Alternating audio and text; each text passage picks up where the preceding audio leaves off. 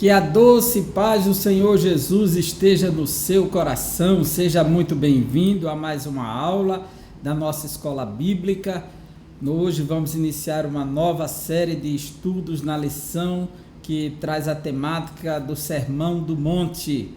Vamos aprender juntos, vamos crescer, temos muito que ver. O Sermão do Monte, o caráter do reino de Deus. Nós estamos aí com a lição que foi escrita pelo pastor Osiel Gomes, os valores do reino de Deus, a relevância do Sermão do Monte para a Igreja de Cristo. Então, uma lição de grande relevância, é uma lição que vai nos acrescentar muito. E aí nós temos as 13 lições que vamos estudar. Primeiro, a de hoje, o Sermão do Monte, o caráter do reino de Deus. Segundo, a lição de número 2, sal da terra, luz do mundo. Esse tema é muito importante, né? Terceiro, Jesus, o discípulo e a lei.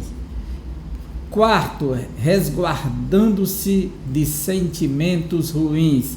Então, a lição promete muito. Vai trabalhar o caráter, os sentimentos, a vida, a integridade, as relações sociais. O casamento é para sempre. Já pensou que tema extraordinário? Lição de número 6, expressando palavras honestas, trabalhando o vocabulário cristão, a vida transformada. Lição de número 7, não retribua pelos padrões humanos, grande desafio. Quando chegarmos nessa lição, se o Senhor nos permitir, quero falar aqui do discurso de Barack Obama, citando o Sermão do Monte. Lição de número 8, sendo verdadeiros. Que desafio, que chamada, hein? Lição de número 9, orando e jejuando como Jesus ensinou. Tem um padrão para orar e para jejuar? Vamos aprender. Lição de número 10, nossa segurança vem de Deus. Onde estamos escondidos? Onde estamos guardados? Em quem estamos confiando? Estas lições irão nos ajudar muito. Lição de número 11, sendo cautelosos nas opressões. Eita, o governo civil, como é que isso se faz no âmbito cristão? Lição de número 12, a bondade de Deus em nos atender. Que maravilha! A bondade de Deus em nos atender, a graça revelada. Lição de número 13, a verdadeira identidade do cristão.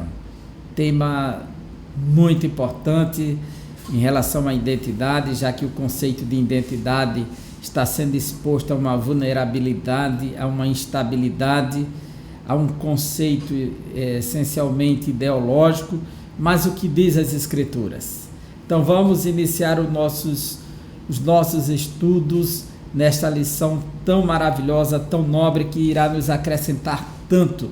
Eu sou o professor Egivanildo Tavares, falo aqui da Assembleia de Deus em Santa Rita, na Paraíba. Seja muito bem-vindo a esta lição. E hoje, o Sermão do Monte, o caráter do reino de Deus.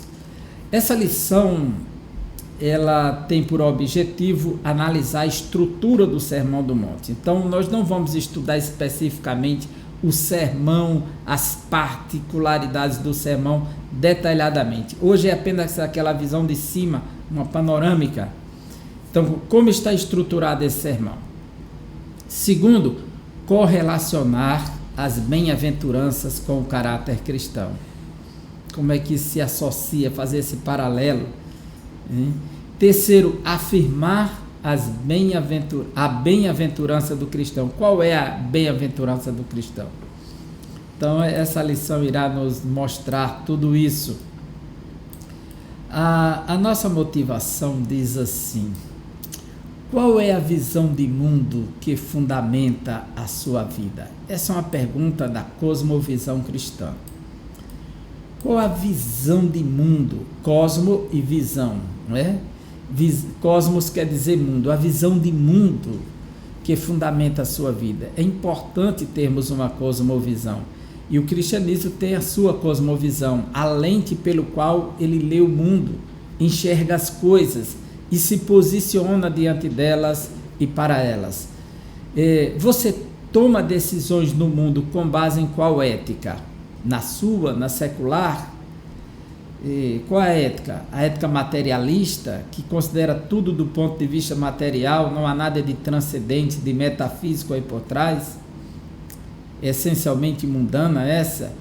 Ou com base na ética do reino de Deus? Olha só, conforme revelado no Sermão do Monte, aí é o grande desafio.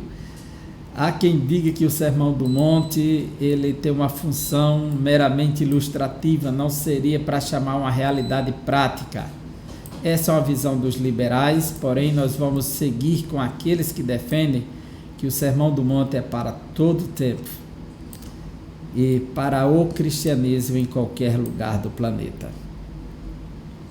De acordo com o nosso texto áureo, diz: bem-aventurados sois vós, quando vos injuriarem e perseguirem, e mentindo disseram todo mal contra vós por minha causa. Jesus, ele elenca 8 bem-aventuranças no início do sermão. O capítulo 5 de Mateus, onde inicia o sermão, que vai receber esse título de Sermão do Monte a partir de Santo Agostinho, e depois da Reforma também vai ser elencado esse nome pelos reformadores, dando continuidade à proposta de Agostinho, que reconheceu como o Sermão do Monte, lhe deu esse título, não faz parte do texto original esse título, Sermão do Monte. Ele começa com a bem-aventurança dos humildes ou pobres de espírito, dos que choram, dos mansos, dos que têm fome e sede de justiça, dos misericordiosos, dos limpos de coração, dos pacificadores e, enfim, dos perseguidos. São 8 bem-aventuranças. A gente vê que a igreja primitiva, revestida do poder de Deus, capacitada pelo Espírito Santo, ela de fato vivenciou essa dimensão das bem-aventuranças. Logo de início nós vemos o desprendimento da igreja em relação às questões materiais, o despojamento, onde todos tinham tudo em comum, e também as demais formas de praticar as bem-aventuranças, quando diz aqui no capítulo 5, versículos 40 e 41, chamando os apóstolos, açoitaram-nos e ordenando-lhes que não falassem em o nome de Jesus, os soltaram. Os apóstolos acabam de ser chamado pelo Sinédrio, acaba de ser açoitado, recebe a ordem para não falar em nome de Jesus, e o resultado: e eles se retiraram do Sinédrio, regozijando-se por terem sido considerados dignos de sofrer afrontas por esse nome. Jesus disse: bem-aventurados sois vós quando vos injuriarem, perseguirem, mentindo, disserem todo mal contra vós por minha causa. Quer dizer, se for pela causa de Cristo, é bem feliz. Essa palavra bem-aventurada quer dizer bem feliz. Essa é a grande razão. Se for porque o cristão abriu a boca demais, que a Bíblia diz que guarde a sua boca e a sua língua, guarda das angústias a sua alma. Tem gente que fala demais, então sofre demais. E às vezes acha que isso o resultado das bem-aventuranças. Não é. Isso é consequência do nosso erro, da nossa responsabilidade de não guardar a nossa língua, a nossa boca. Jesus diz: quando vos injuriarem e perseguirem por minha causa. Tá? A verdadeira bem-aventurança, ela tem por fundamento a pessoa de Cristo Jesus, a causa de Cristo Jesus. Aqui está a base para as bem-aventuranças, de fato, serem validadas na nossa vida. A verdade prática nos diz: o O Sermão do Monte revela a ética do reino de Deus, que forma o caráter do cristão. Para quem deseja ser chamado discípulo de Jesus, não há alternativa senão praticá-lo. Olha só, ser discípulo não resta alternativas a não ser um chamado à prática do sermão. Esse é o primeiro ensino aberto de Jesus para os seus discípulos. Então, não tem como escapar. É uma questão sine qua non, sem a qual não é possível o verdadeiro discipulado. De acordo com Wagner, as bem-aventuranças oferecem o reino gratuitamente, pela graça, àqueles que simplesmente recebem-no de mãos vazias. É entregar-se para ela se autodespojando, se autoanulando, para que a graça de Deus se revele. Então vamos à nossa introdução. A nossa introdução diz: o tema desse trimestre é o Sermão do Monte, ou Sermão da Montanha, outro título dele. Ele é considerado a alma do Evangelho. Não pode falar de Evangelho sem falar deste sermão. O ensino que Jesus transmitiu no monte se destaca pela sua dimensão prática e revela a essência de um verdadeiro seguidor de Cristo. Olha, se esse sermão revela quem é um verdadeiro seguidor, eu fico a me questionar: quem de fato é esse verdadeiro seguidor?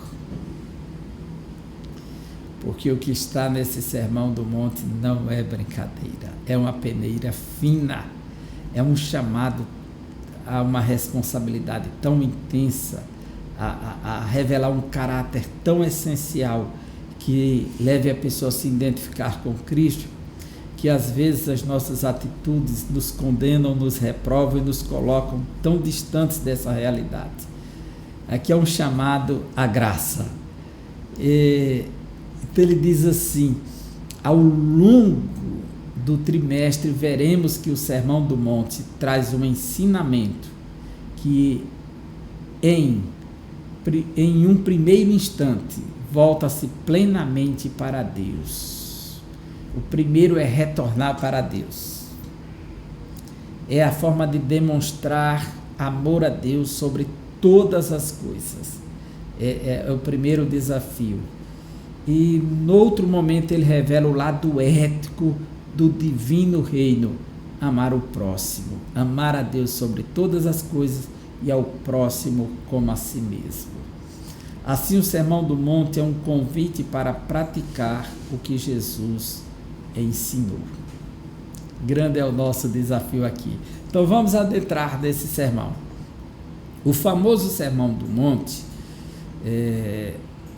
ele acontece num monte que fica ao norte do Mar da Galileia, conforme você vê aqui, né? Esse está aqui, ó, Beatitudes, é o Monte das Beatitudes, está aqui, onde está o Monastério das Beatitudes, que é esse aqui que você está vendo, essa igreja que foi construída pela Igreja Católica em cima do monte, voltada para o mar. Nós já estivemos lá. Esse é o ponto tradicional hoje defendido como Monte das Bem-aventuranças.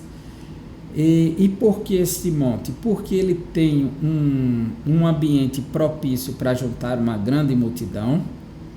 Ele fica na encosta do Mar da Galileia. Ele fica a 1 quilômetro da cidade de Cafarnaum, a 1 quilômetro, e a Bíblia diz que assim que Jesus saiu de lá, ele foi para Cafarnaum de imediato. Tanto Lucas quanto Mateus registram uma ação imediata de Jesus em Cafarnaum, e toda a conexão geográfica e as descobertas em relação à cidade de Cafarnaum apontam este monte, e vem de uma tradição antiga, né, de séculos. Porém, há uma visão mais recente do século XIX, que é de 1864, que Fergus Ferguson, o pesquisador, isso aqui é o livro dele, que são Notas de Viagem do Egito à Terra Santa, essa é a obra que ele escreveu em 1864, ele chegou na região de Hatim, aqui que fica ao leste do Mar da Galileia, está vendo aqui o Mar da Galileia, então aqui é o leste, aqui é o norte, e aqui tem os cornos de Hatim, cornos que quer dizer chifres, né? Você tem unicórnio, um córneo quer dizer um chifre. Os chifres de Hatim, ou cornos de Hatim, que é o local bastante conhecido por conta do monte, que tem as pontas,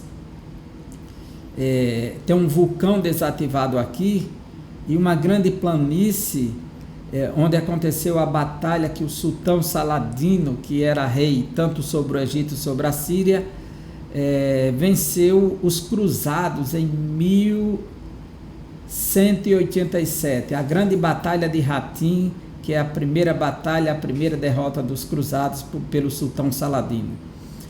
Então esse é um local bastante conhecido por conta dessa batalha, e Fergus Ferguson escreveu suas notas de viagem e afirmou em 1864 que esse seria o Monte das Bem-aventuranças. Então algumas pessoas espalharam essa notícia que esse seria o Monte das Bem-aventuranças. Porém, ele está a 13 quilômetros de Cafarnaum.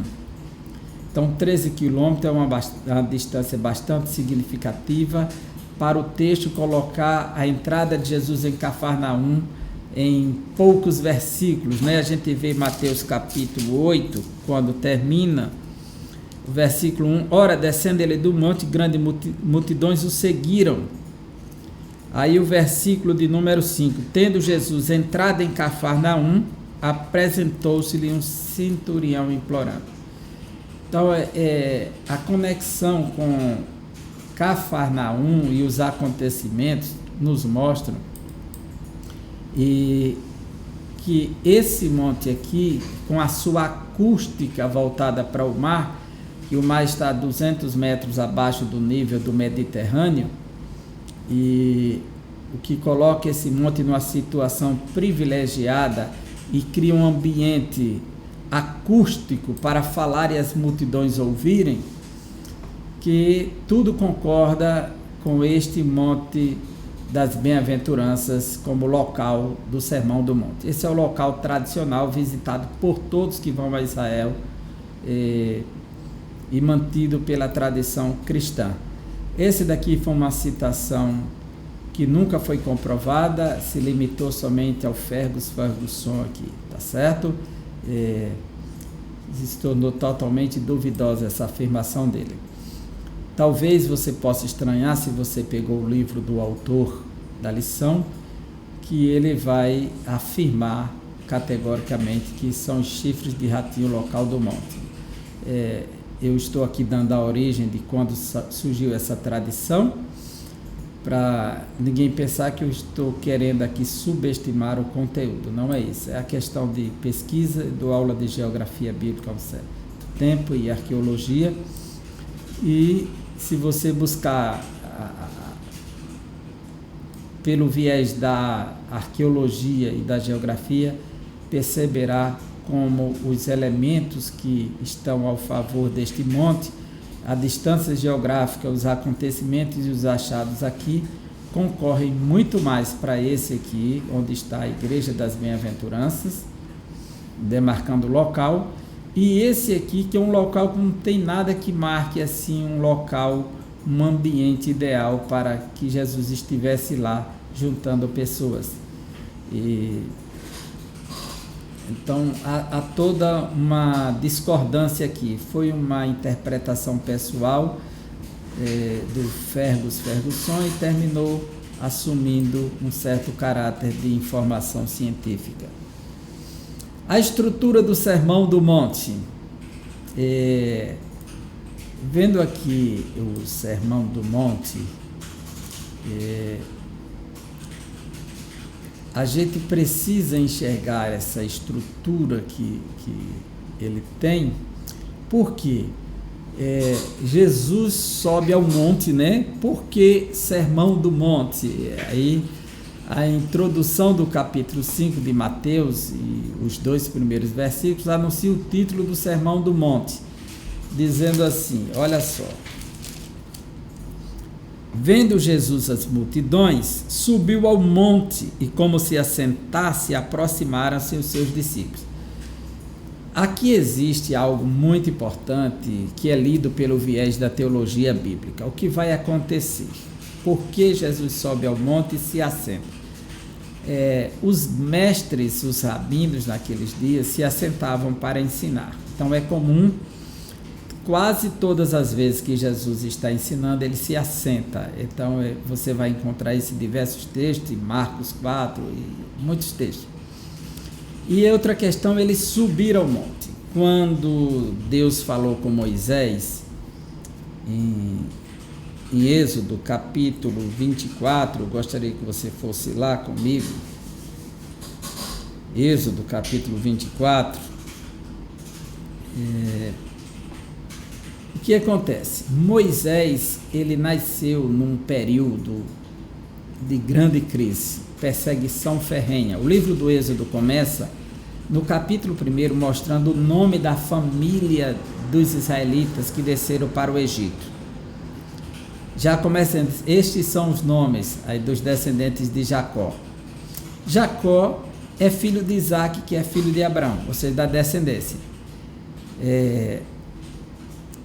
Ali está o nome da família. Logo após vem a descrição da perseguição ferrenha do faraó sobre os israelitas, a matança dos inocentes. Moisés vai nascer e será escondido por 3 meses, Moisés. Não sendo mais possível escondê-lo, sua mãe coloca num cesto, betuma, e o coloca no Nilo. E ele vai para onde? Nas mãos da princesa do Egito, que é levada, que pega aquele cesto e toma o menino para criar. E escolhe a mãe de Moisés para criá-lo e depois entrega para ele ser criado no palácio, no Egito. Então, do Egito, Moisés vai para o deserto. No deserto, ele sobe ao monte, ele vai com as ovelhas de Jetro, seu sogro, e Deus fala com ele. Lhe dá uma missão para libertar o seu povo. Ele vem e se encontra com seu irmão, se junta ao seu irmão. Lá no Egito se encontra com os anciãos de Israel e vai com a mensagem para o faraó. Liberta o povo, atravessa o mar. O povo vai para o deserto, vem a primeira provação de pão, que eles vão pedir pão e Deus vai providenciar o maná, as codornizes, a carne, a água, no capítulo 17, e Deus vai transformar as águas de mar em águas doces. E quando chega no capítulo 19, 20, Deus chama Moisés ao monte e entrega para ele as leis. E aí começa aquela nova sociedade ser administrada pelas leis de Deus. Jesus, o livro de Mateus começa com a genealogia, a família de Jesus, capítulo 1. Capítulo 2 vem a matança dos inocentes em Belém. Jesus desce para o Egito, José e Maria pegam o menino e vai para o Egito. Depois volta do Egito para Nazaré. Quando Jesus assume 30 anos, ele passa pelo Jordão. Israel passou pelas águas, atravessou o mar. Depois ele vai para o deserto ser testado pelo pão, pelas necessidades que Israel fracassou no deserto, porque eles vão blasfemar para poder receber. Jesus será tentado por Satanás, vence todas as tentações, sobe ao monte, se assenta para entregar o novo mandamento, o qual não é novo, ele vai dizer lá na frente, no Evangelho de João. Isso é simplesmente a essência da lei que faltava para os judeus. Então, no livro do Êxodo, capítulo 24, versículo 12, disse o Senhor a Moisés: suba ao monte, venha até mim, e fique aqui, e lhe darei as tábuas de pedra, como a lei e os mandamentos que escrevi para a instrução do povo. Isso aqui é a segunda vez que Deus vai dar as tábuas de pedra, né, os 10 mandamentos para Moisés, mas suba ao monte. Então Jesus subiu ao monte, assentou-se. Assim como Moisés sobe ao monte e recebe a lei de Deus, ele sobe ao monte e começa a ensinar a mensagem do reino de Deus. Jesus já passou pela tentação no capítulo 4, Jesus já passou pelo Jordão no capítulo 3, Jesus já foi no Egito no capítulo 2 por conta da matança, e no capítulo 1 tem a sua genealogia. Então há um paralelo da história de Jesus com a história de Moisés, e o Evangelho de Mateus ele narra nessa perspectiva de progresso e de semelhança, que chama de história da salvação. De acordo com Mateus capítulo 8, versículos 1 e 5, né? E Lucas capítulo 7, versículo 1, é admissível que esse monte estivesse perto de Cafarnaum, e esse perto do Monte das Bem-aventuranças é 1 quilômetro, se for dos cornos de Ratim são 13 quilômetros, então vamos ficar com o Monte das Bem-aventuranças, o tradicional, né? Mais próximo.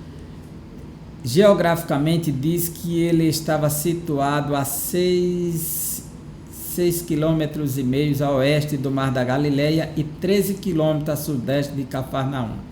Essa informação aqui diz respeito a esse Monte Ratim, tá certo? Que ele está a 13 quilômetros de Cafarnaum, que está aqui.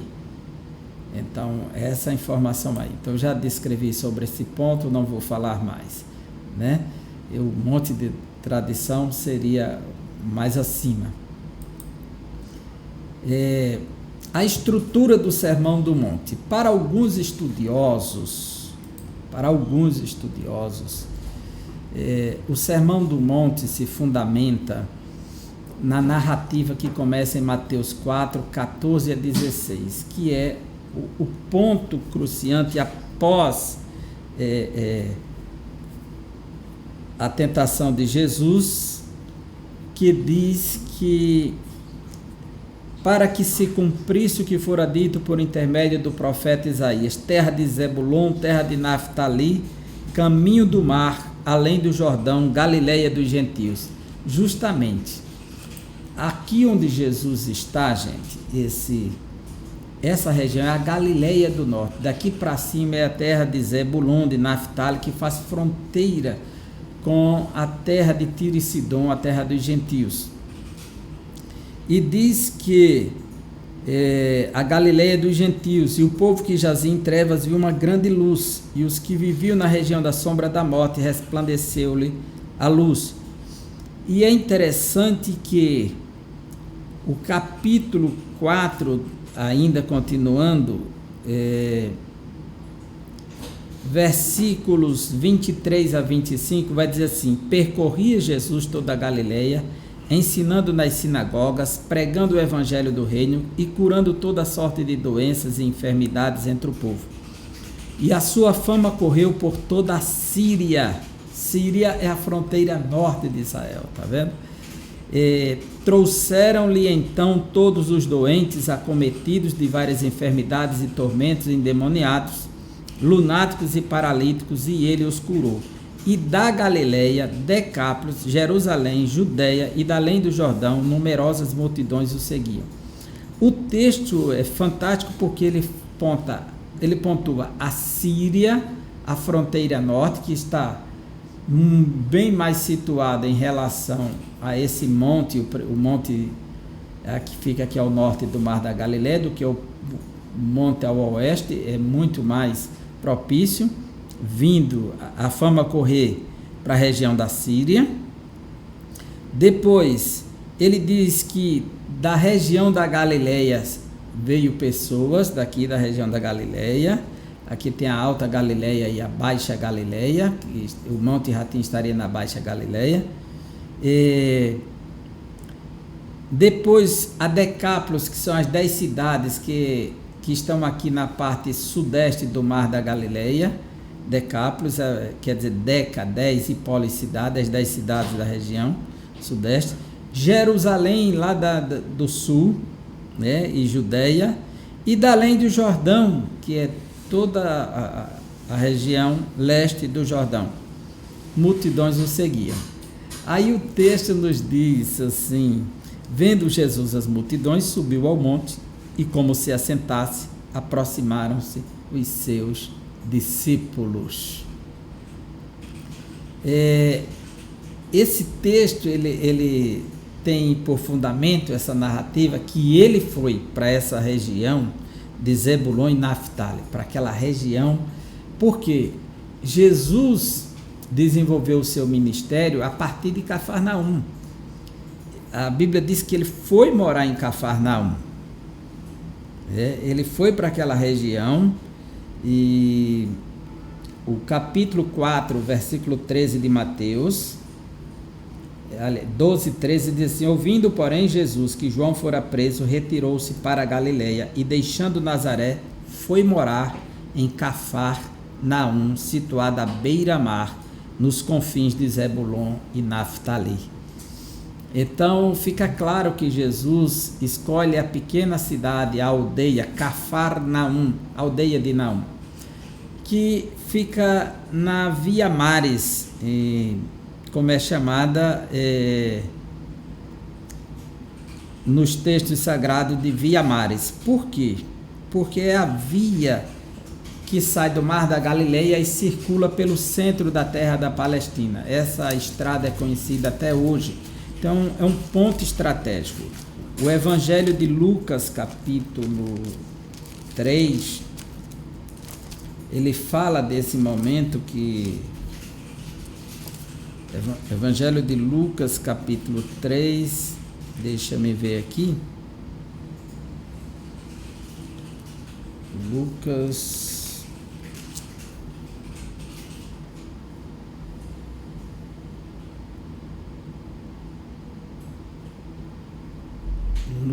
capítulo 3.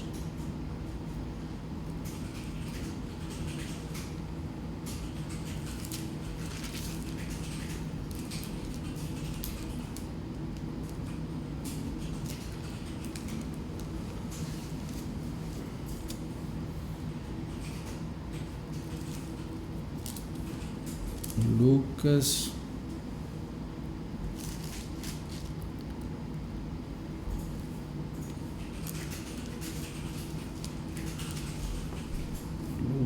capítulo 3, na realidade, eu vou voltar aqui para Mateus, capítulo 4, para ganhar tempo.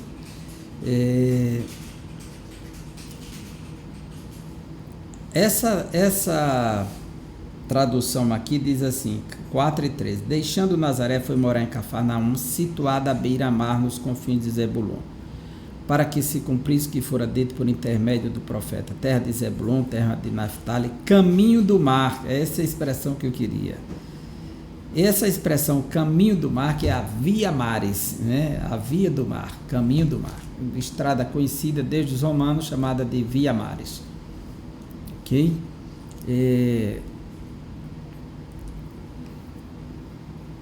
Então, a estrutura desse sermão, o desdobramento envolve a genealogia de Jesus, porque ele já começa descrevendo ele como o rei.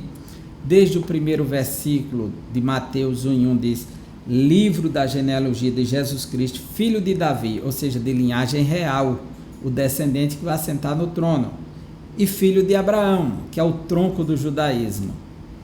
O judaísmo surge a partir de Abraão. E os 7 primeiros cumprimentos proféticos que aparecem nesse evangelho. Quais são os cumprimentos? Que Jesus seria o Emanuel, o Deus conosco, Mateus 1:23, profetizado em Mateus 7. Que ele nasceria em Belém, que outro cumprimento profético confirmado, Mateus 2:15, 2:6, quero dizer, desculpa, Mateus 2:6. Está profetizado também no profeta Miqueias. O chamado do Egito chamei o meu filho, 2:15, que é o chamado de Oséias.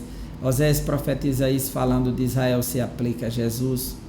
O choro de Raquel, Mateus 2:18, que ela recusa ser consolada, também citado em Jeremias, capítulo 31, 16 e 17.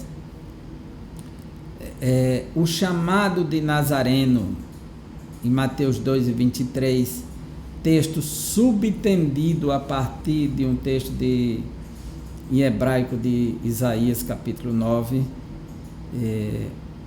João Batista, uma voz do deserto, capítulo 3, versículo 3 de Mateus, também profetizado em Isaías.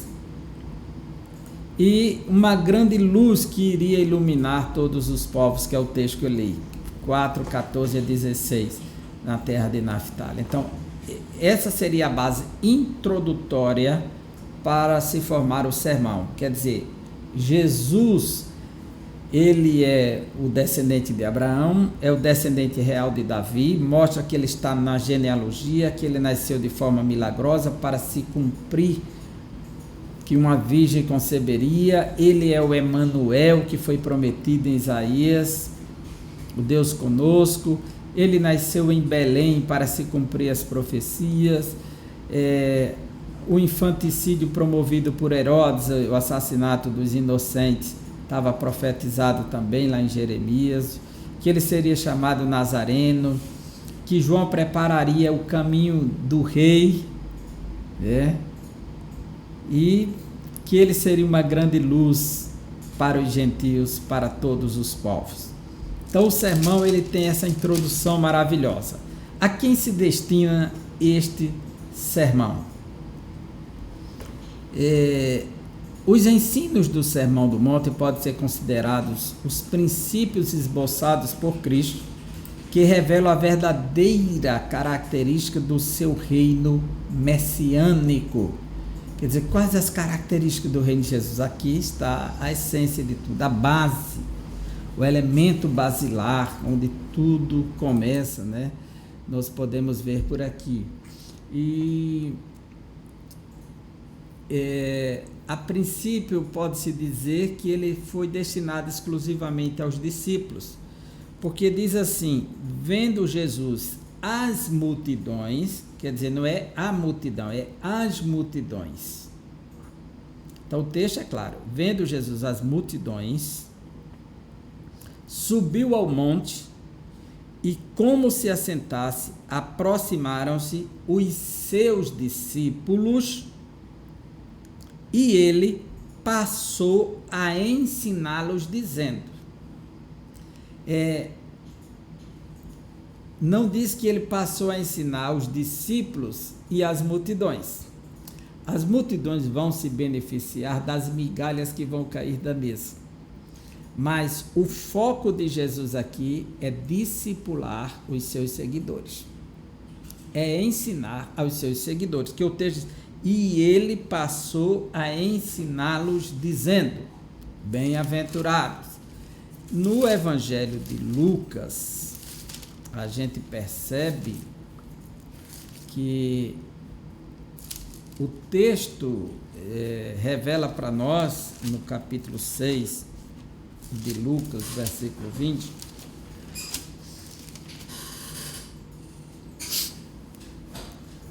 Lucas 6 e 20, diz assim: então, olhando ele para os seus discípulos, disse-lhes, embora o final do sermão aponte que as multidões estão maravilhadas com os ensinos de Jesus.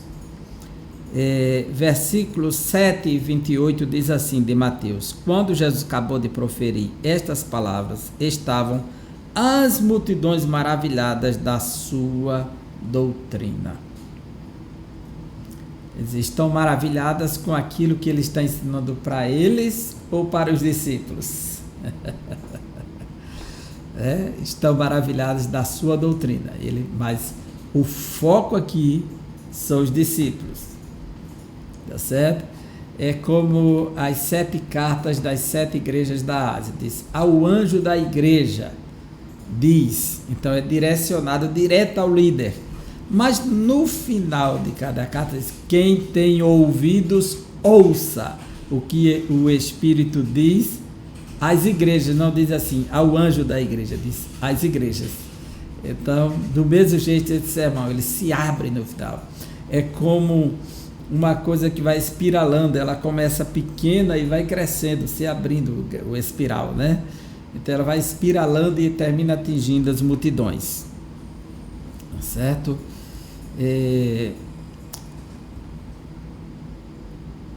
As bem-aventuranças e o caráter dos filhos de Deus. O que são as bem-aventuranças? O reino de Deus e seu caráter. Os súditos do reino de Deus. Primeiro, o que são as bem-aventuranças? A expressão bem-aventurados é um adjetivo plural, makarioi, que significa felizes. Diz que esse termo makarioi, os felizes, era esse adjetivo começou a ser classificado como um substantivo, um nome próprio dado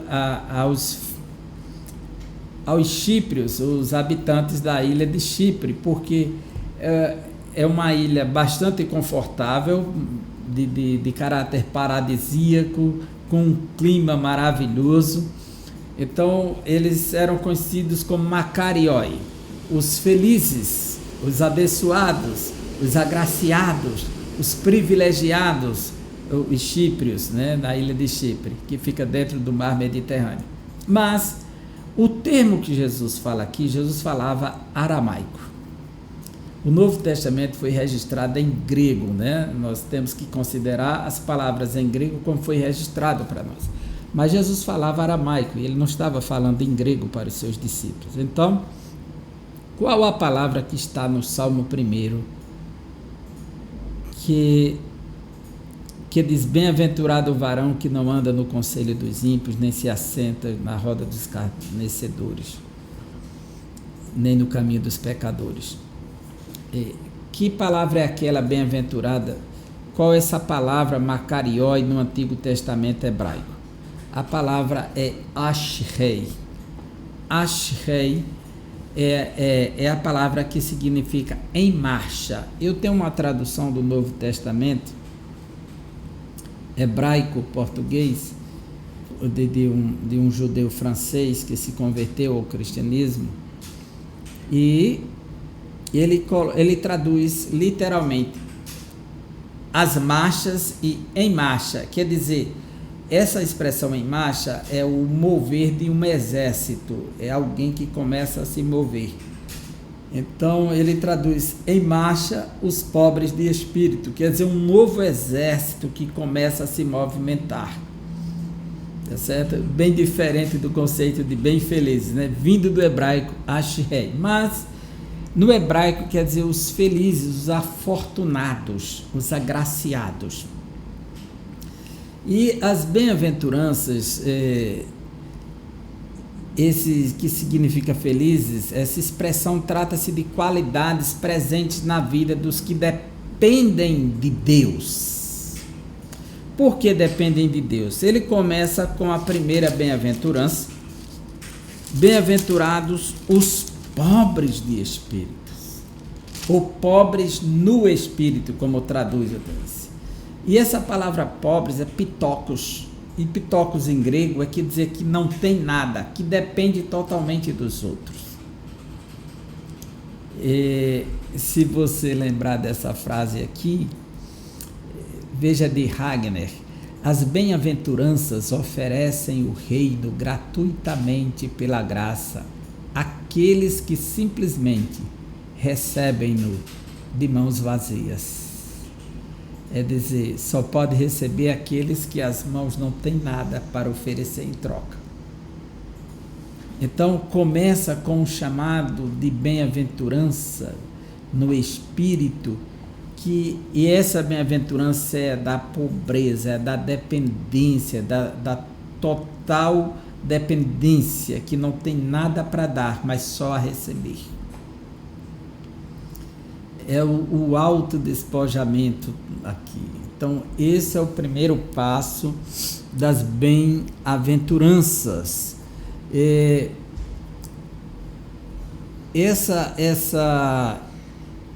essas bem-aventuranças, essa felicidade, elas estão sobre o domínio e a soberania de quem segue a Jesus com sinceridade. Ela ainda se refere tanto ao presente quanto ao futuro, porque ela tanto traz benefício no presente, no já e no ainda não, que é o futuro, aquilo que vai chegar, né? No sentido escatológico. Nesse sentido, o salvo está consciente das promessas divinas para o futuro, a fim de que viva piedosamente em Cristo e desenvolver as virtudes presentes no Sermão do Monte. Assim, nas palavras de nosso Senhor, de Mateus capítulo 5, de 1 a 11, as bem-aventuranças são o resultado da fidelidade do crente a Deus, que em qualquer circunstância perseverar no caminho e com isso participa das bênçãos divinas da salvação. O chamado às bem-aventuranças é um chamado à dependência de Deus, é um chamado à confiança total em Deus, é um chamado a viver de acordo com Deus exclusivamente. Essa felicidade, porque ele começa dizendo que é bem-aventurado os pobres de espírito. Aqui não fala de pobreza física literalmente, está falando de um âmbito mais metafórico, espiritual, quando eles pobres de espírito, certo? Pobres de espírito, porque deles é o reino dos céus, aqueles que dependerem totalmente do Senhor Jesus. Bem-aventurados os que choram, porque serão consolados. Quer dizer, aqueles que estão servindo o reino, vai terminar com a última bem-aventurança da perseguição, da injúria, da calúnia, por amor a ele, né? E ele manda ser feliz por isso.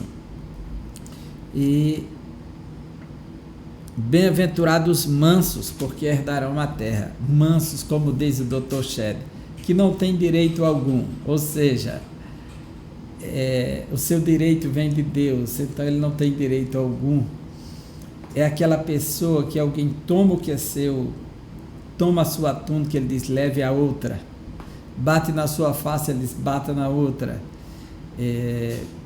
Ele é manso, ele não vai brigar pelo seu direito, ele não luta pelo que é seu, ele se nega, então ele é um manso. Esse é o sentido da palavra, aquele que não tem direito algum, como disse o Dr. Shedd. Bem-aventurados têm fome e sede de justiça, porque serão fartos. Quando ele diz fome e sede, ele diz de justiça, então ele está falando daqueles que desejam aquilo que é certo. A fome e a sede são duas necessidades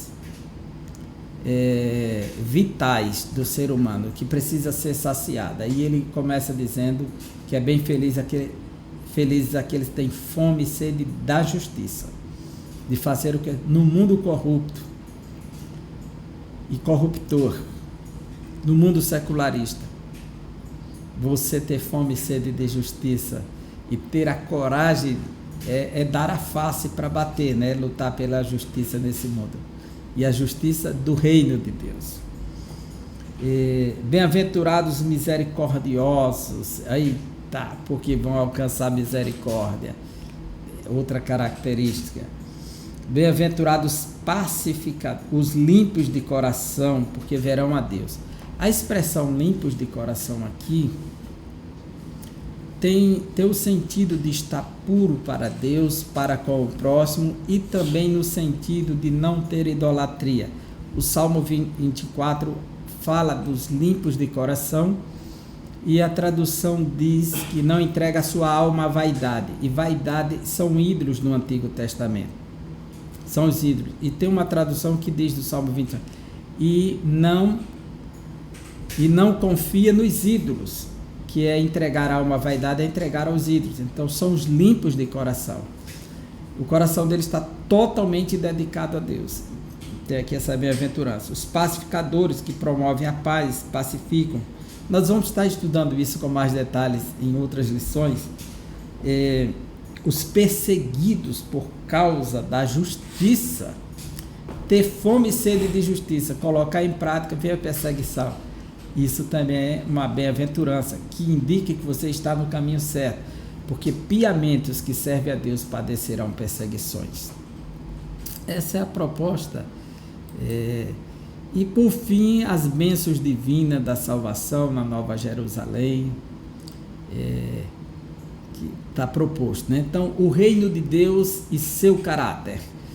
No Evangelho de Mateus, identificamos a chegada do reino de Deus e a pregação de Jesus a respeito do Evangelho do reino.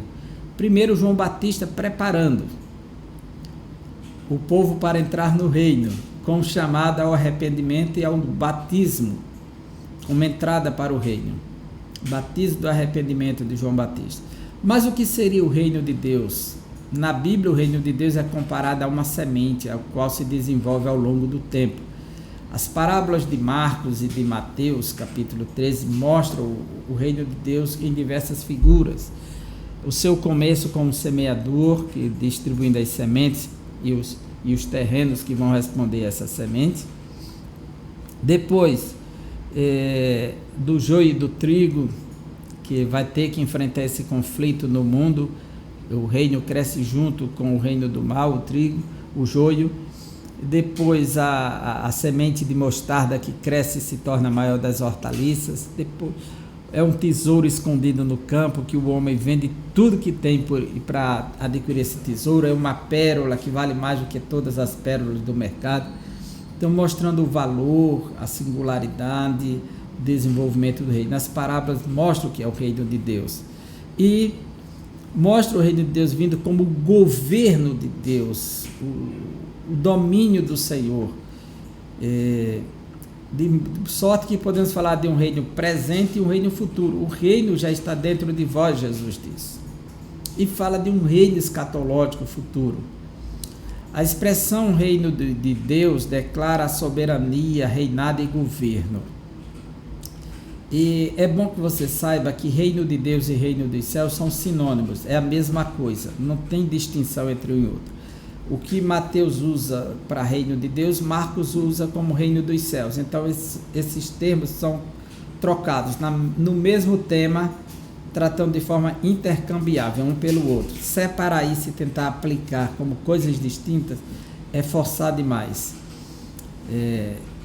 Apenas formas de representar. A palavra reino de Deus ou reino dos céus é o governo de Deus. Isso representa o próprio Deus. Para não estar citando o nome de Deus, então diz reino dos céus, muitas vezes. É uma característica dos judeus até hoje citar o reino dos céus, para não citar reino de Deus, evitando falar o nome de Deus. E Mateus tem um público judaico, né? O reino, ele destaca-se pelos conceitos que se referem na Bíblia, como o reino no coração, Lucas 17:21, reinado dentro da pessoa. Segundo, a chegada do reino como salvação, quando a pessoa passa pela experiência salvífica, desfruta de bênçãos tanto espirituais quanto materiais e reconhece e obedece ao grande Rei Jesus. Marcos 10, 25 e 26. A igreja não o reino, mas expressão do reino, tá certo? Porque o reino foi pregado antes da igreja e ele existe antes da igreja. A igreja será gerada dentro do reino. Por isso que ela não é o reino, ela é considerada uma agência do reino. Ela é constituída de pessoas com o coração regenerado e transformado, e que por isso reconhece Deus como soberano. A igreja é vista como a expressão do reino de Deus. Toda a criação e a volta do Senhor também é considerada como o reino de Deus. Toda a criação, ele reina sobre a sua criação. Há diversos textos representando isso. Então o reino de Deus é uma expressão muito ampla, né? E a igreja ela tem por responsabilidade pregar esse reino no mundo, que o Senhor quer governar sobre os corações, as vidas e por fim será implantado esse reino universal escatológico, os súditos do reino de Deus. A primeira sessão do Sermão do Monte, que vai do capítulo 5, de 1 a 12, destaca 8 qualidades que formam o caráter dos súditos do reino de Deus. Primeiro caráter, o quebrantamento, que são os pobres de espírito, está totalmente quebrantado para Deus. Segundo, os que choram. Terceiro, a mansidão, que eles não têm direito próprio. A retidão, que é a justiça. A misericórdia, a pureza, a pacificação e a perseguição por causa dos valores do reino. Essas são as características, as qualidades do caráter dos súditos do reino de Deus. Logo, espera-se que os filhos de Deus manifestem essas qualidades espirituais na vida cristã, pois sem elas não podemos participar do reino divino. Portanto, ao praticar essas qualidades do reino, seremos chamados bem-aventurados, isto é, verdadeiramente felizes, né? Essa é a proposta. Então vamos caminhar para o somos bem-aventurados. A beatitude da vida dos salvos, ou bem-aventurança dos salvos. Essa beatitude ela é muito importante da vida dos salvos, porque nós estamos salvos em Cristo.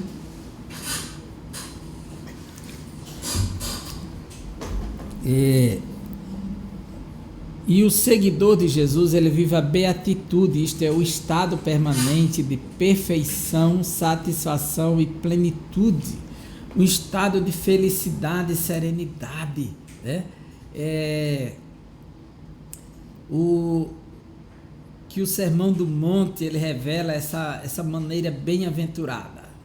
Isso ocorre porque o discípulo de Jesus desfruta do favor de Deus e manifesta atitudes que mostram coerência com a ética do reino de Deus, que são elas: a humildade,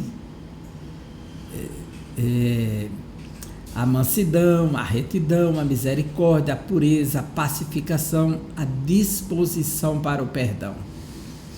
É possível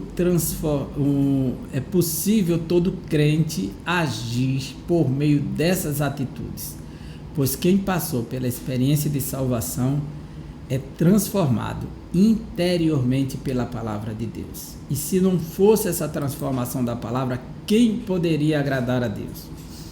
Quem poderia responder a esse chamado? Quem poderia desenvolver virtudes tais? Nós que temos um coração voltado para as coisas carnais, voltado para as coisas materiais, voltado para as alegrias desse mundo. Mas aqui há um chamado diferenciado. A prova de que o cristão é bem-aventurado. O cristão que pratica as 8 beatitudes do Sermão do Monte domina o seu eu carnal, vive em Cristo, entra numa nova dimensão espiritual e vive a bondade de Deus. Assim, o Sermão do Monte, que Jesus Cristo ensina que a verdadeira felicidade nada tem a ver com o que o homem moderno deseja: dinheiro, ambição, poder. Não é nada disso. A felicidade bíblica se revela em quem ama o seu inimigo, bendiz o que o maldiz, faz o bem ao que o odeia e ora pelos que o maltratam e perseguem. Será que estamos de fato correspondendo a um discípulo de Cristo? Será que estamos de fato correspondendo à essência dessas bem-aventuranças? Por isso que esta lição veio para nos despertar e nos chamar para fazermos uma retrospectiva. Onde começamos a fé cristã, a nossa história de seguidor de Jesus? Uma introspectiva. Como está o nosso coração, a nossa vida interior? Para aí termos uma prospecção de futuro melhor. Amém? A nossa conclusão diz: o Sermão do Monte é a base ética do reino de Deus. Nele constatamos o lado divino de uma atitude amorosa do cristão para com Deus, bem como para com o próximo, que ela tem um sentido vertical e horizontal. Forma-se uma cruz. Se cada crente fizesse do Sermão do Monte o seu norte ético de vida, as polêmicas não teriam lugar entre nós. Não haveria espaço para meras opiniões intelectuais, visto que o propósito deste sermão é que cada crente seja como Deus quer que ele seja. E nós finalizamos aqui e desejamos para você uma boa aula, uma boa semana, que Deus abençoe e até a próxima aula, se Deus assim nos permitir.